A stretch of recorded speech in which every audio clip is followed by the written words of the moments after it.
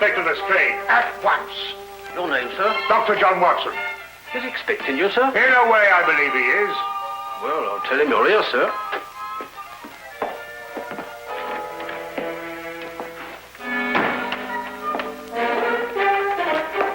You can go in, sir.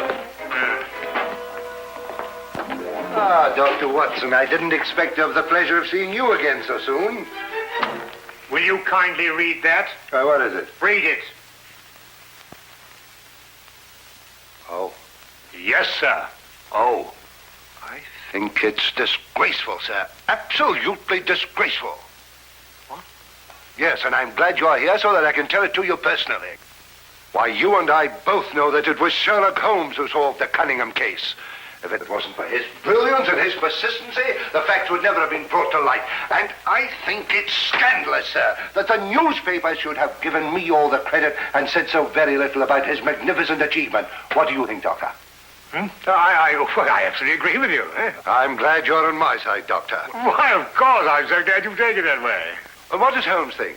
Oh, he doesn't mind, you know. He doesn't care who gets the credit. Oh, dear old Holmes, such a modest fellow. Yes, well, look, you must give him my kind regards. Yes. And tell him that, although I know he doesn't think anything about it, I intend to get the newspapers to get the facts straight. Well, that's very good of you, Inspector. What's Holmes doing these days? Well, the last time I saw him, he was playing about with a lot of ink smudges and talking about the prints that fingers make. No.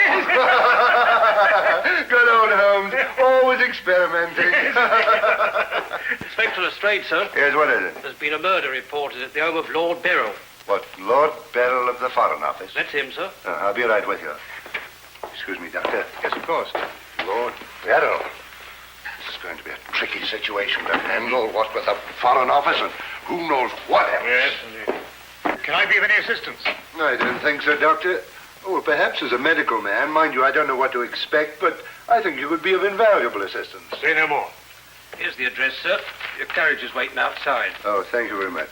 Perhaps you'd care to acquaint Sherlock Holmes with what has happened. Well, I don't know. I don't know myself what's happened. As you said, the people involved make this case rather delicate. Perhaps a little suggestion now and then might help facilitate matters. One never knows. Yes, you're so right. Take a message to Mr. Sherlock Holmes of 221 Baker Street. 221B. Yes, of course, 221B Baker Street. Tell him what has happened and drive him to Lord Beryl's residence. Yes, sir. And tell him Dr. John Watson is already there. The flat's the first floor up. Yes, sir. Very good, sir.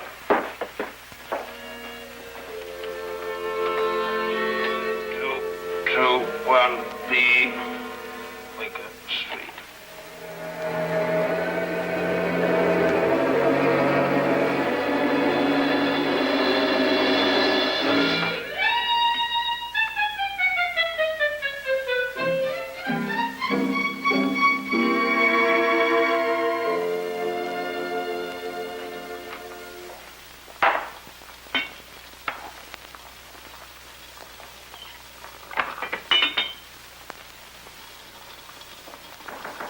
Come in.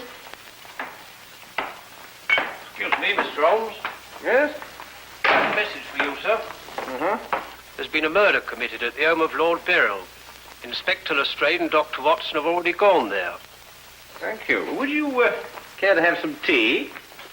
Some tea, sir? Yes. Is that what you're making? Oh, come along. Come and have a look at this.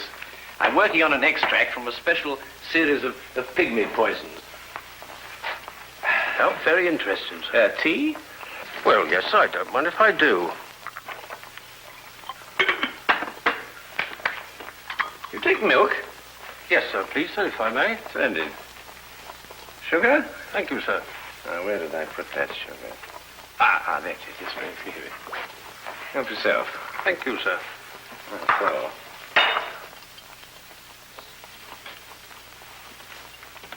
What's this you're doing here, sir?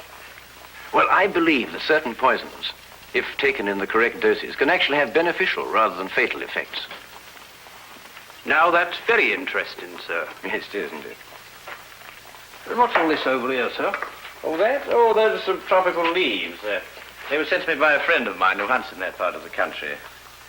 The essence, you see, passes through this tube, down here and across the table, and is condensed in that retort there. And what's that stuff in the bottom there? That's lime. That acts as a catalytic agent to combine the essence of the leaves with a dark, tar-like substance, which you can see at the bottom.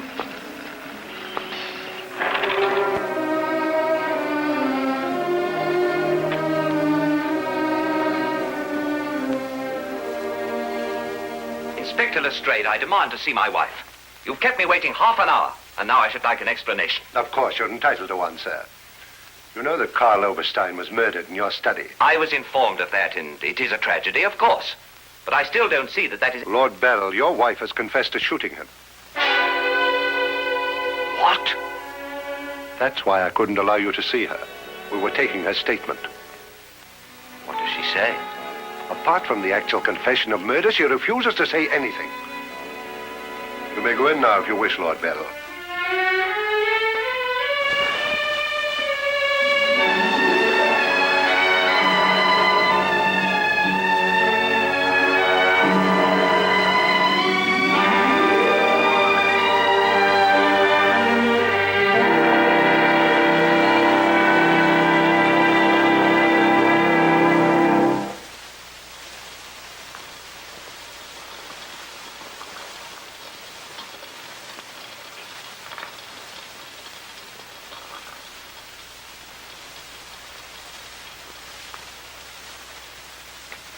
What's that you're putting in now, sir? Well, it's a form of acid dye.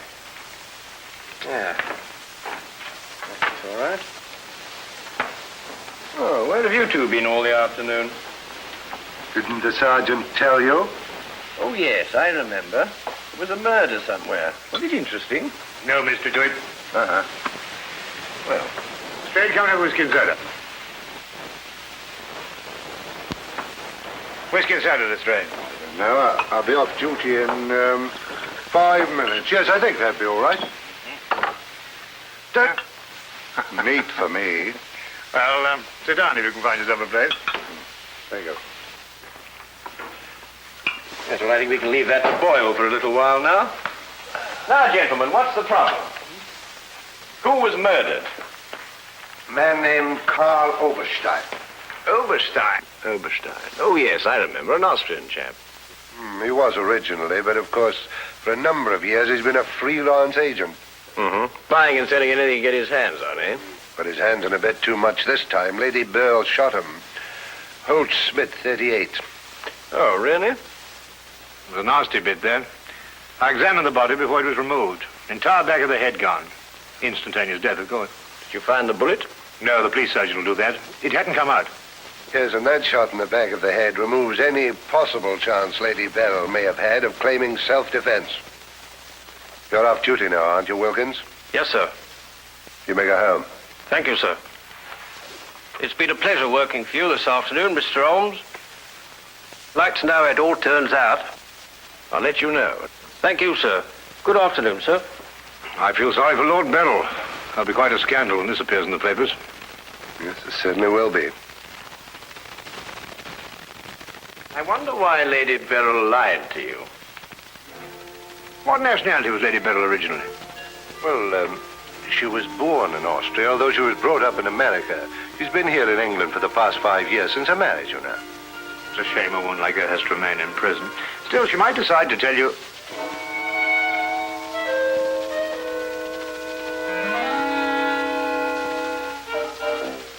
What did you say? I beg your pardon? What did you say just now? I didn't say anything. Oh, yes, you did. You said, I wonder why Lady Beryl lied to you. Oh, that. Yes, what did you mean?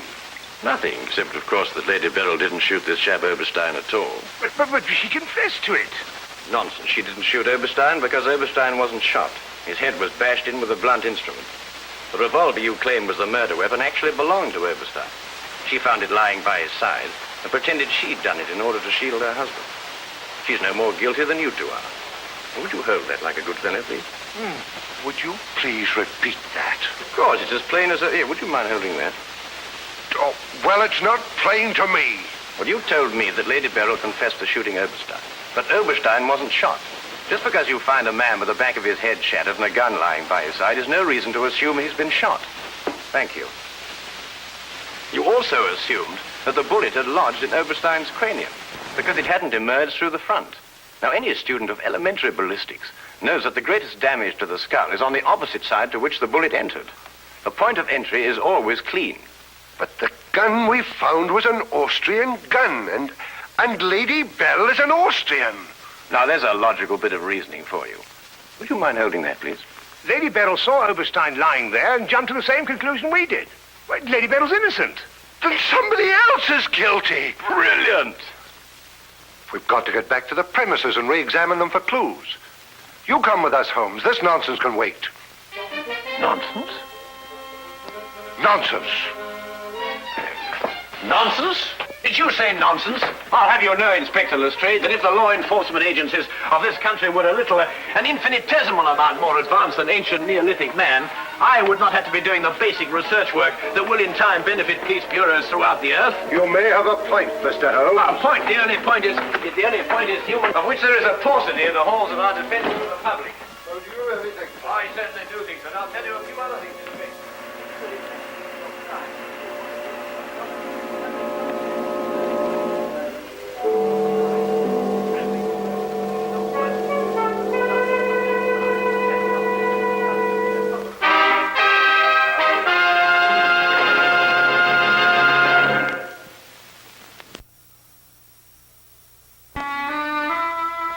And now we return to the case of Lady Beryl. Yes, is to be dependent 90% on a good memory. Details, Lestrade, those are the things. She's in here, and normally I detain her for confessing to a crime she didn't commit, but, well, what with the Foreign Office and all that, I don't believe I will. No, Lestrade, you don't want to hold her. Much easier to solve the crime if she's out. Exactly. Inspector Lestrade.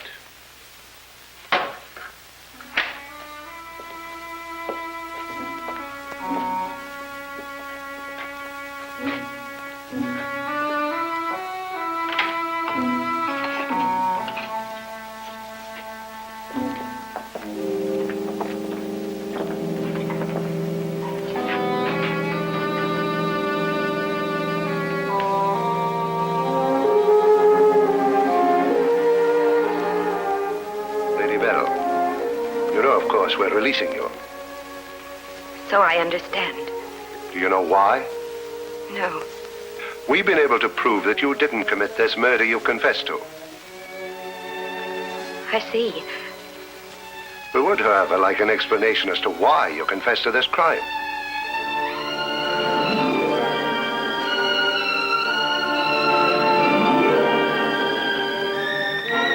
I prefer not to explain my actions, Inspector. You realize, of course, that your actions are in themselves punishable and that we could detain you. I see. You still prefer to make no statement?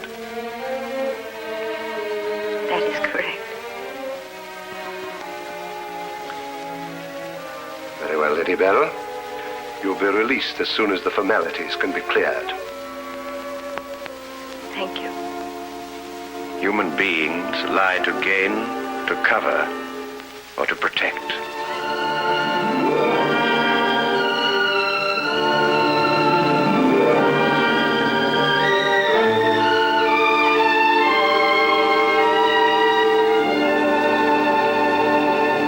I don't know how to thank you, Mr. Holmes. Please consider me forever in your debt. Not at all. You're in the Foreign Office, aren't you, Lord Beryl? I am. Had you ever met Herr Oberstein before? I had. Exactly when? Last week. For the first time? And the last time. I see. I believe it was his habit to offer large sums of money to men in key positions for the information they may have had in their possession. I believe that was his habit, Mr. Holmes. Thank you. Oh, Lord Beryl, while your wife is on her way here, I wonder if I might look at the premises of the crime. Well, of course, of course. It happened in the study. With your permission. My house is yours, sir. Thank you.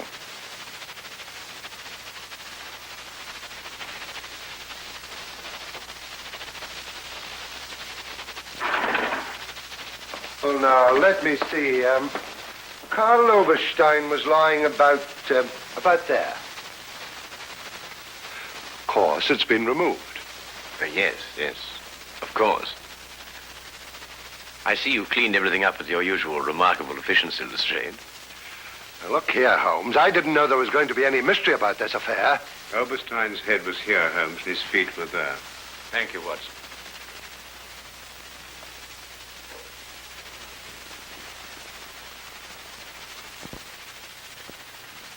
Where was the gun lying? To the left of the body. Nearer the head or the feet? Nearer the head. Was Oberstein face up or down? Face up. I had to turn him over to examine him. Has there been any effort made to gain forceful entry into the house? No, none was reported. Why? Lord Beryl, do you use glasses when you read? Yes, I do. These? Are they your only pair? Yes. Who first discovered the body? I believe my secretary. Is he here? Yes. I'll call him. Thank you.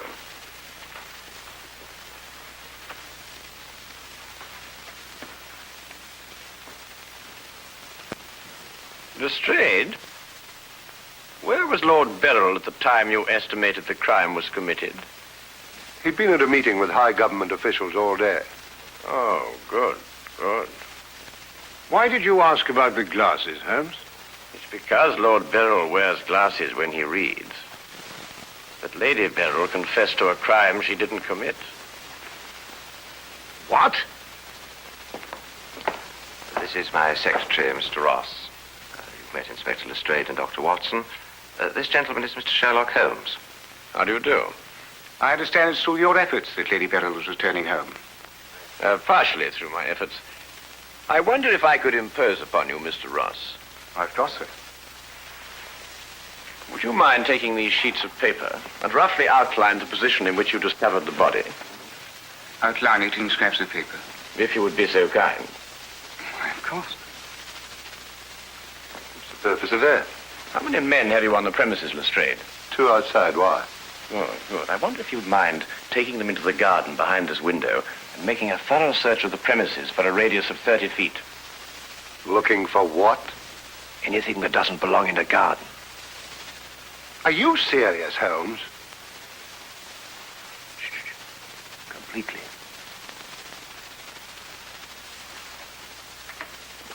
Let's got him out of our way. Have you examined your safe, Lord Beryl? I have, Mr. Holmes. All my papers are intact. Excellent. Does Mr. Ross have the combination to your safe? Yes? There's been no question of robbery. Of course not, Ross. One must ask these questions in an investigation. Of course. Good afternoon, Lady Beryl. Nina, my darling. How are you? I'm all right, George. Quite all right.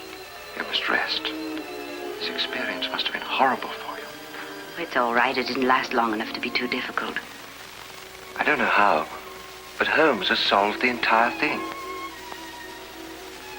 Has he really? Not entirely, Lady Beryl. Not yet. Do you expect to? I can only hope to. Mr. Holmes, if there's anything I can do to help. If it would not be too much of an imposition, Lady Beryl, I would like you to retake the position in which Mr. Ross discovered you when he entered the room. Mr. Holmes, my wife has had a harrowing experience. Please consider her nerves at this point. You're forgetting, Lord Beryl, that your wife confessed to a crime she didn't commit. The circumstances are somewhat exceptional. But if Lady Beryl would rather not... It's quite all right, George. Now, let me see.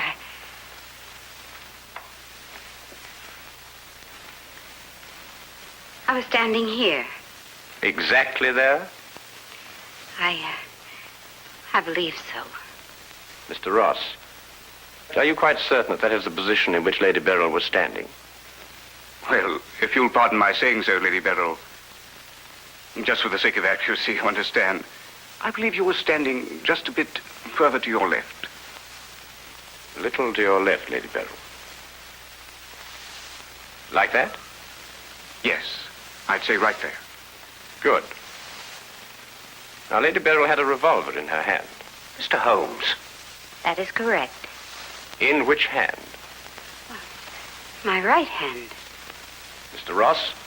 That's right. Lady Beryl's right hand. Lord Beryl, do you happen to have a revolver in the house? Yes, I have. May I have it? I'm not going to ask my wife to... Yes, I am. If your wife has no objection. Of course she has objections. I have no objections, Mr. Holmes.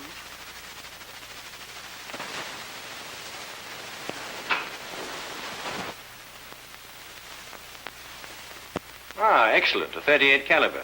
Do you notice, Watson, that it's patterned very closely after the Schmidt-Holtz, the revolver in question? Lady Beryl, is that the way you held it? I believe so. Mr. Ross? Yes, it was like that. Mr. Ross, I'd like you to think very hard. A great deal depends on what you're going to say now. As far as you can remember, that was the position of Herr Oberstein's body? Yes. And where in relation to Herr Oberstein's body and Lady Beryl were the broken eyeglasses? Over there. There? Yes.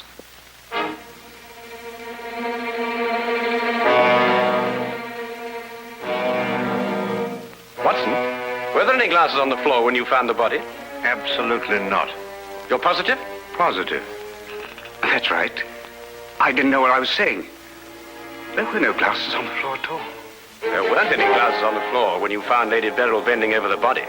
But there were when you sent Herr Oberstein crashing to the ground.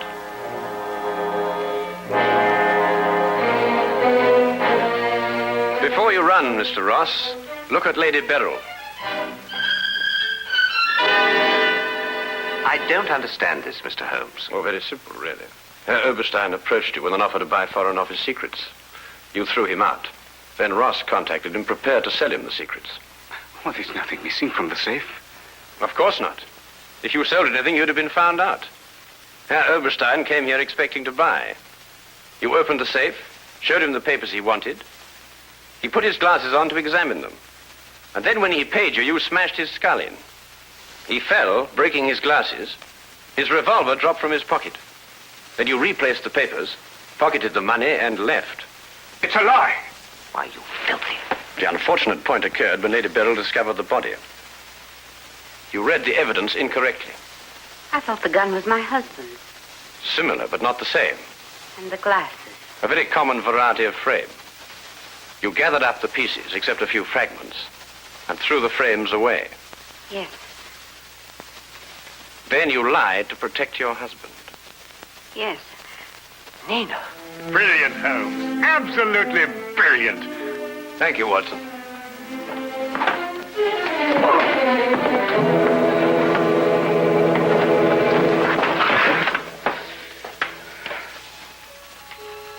My humble and very grateful thanks, Mr. Holmes. It's been a pleasure to help so brave and noble a woman. I'm still not quite certain what's happened, but I know we shall both be forever indebted to you.